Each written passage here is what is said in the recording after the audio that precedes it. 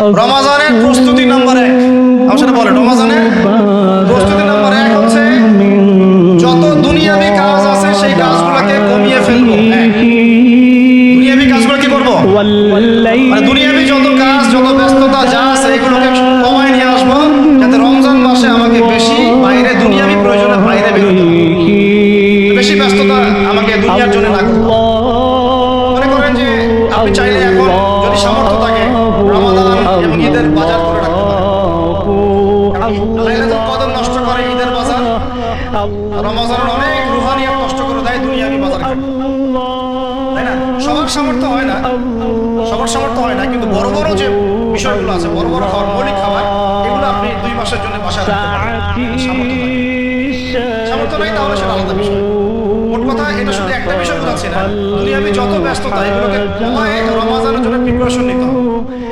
আল্লাহ পাক আমাদেরকে সবাইকে রমাদানের জন্য প্রিপারেশন নেওয়ার তৌফিক দান করেন। এটা হলো মনস্তাত্ত্বিক প্রিপারেশন, যে রমাদান আসতেছে, আমি শাবান মাসেই আমি আমার কাজগুলো গোছাই নেব, যাতে রমজানে আমি ফারেক থাকি ইবাদতের জন্য।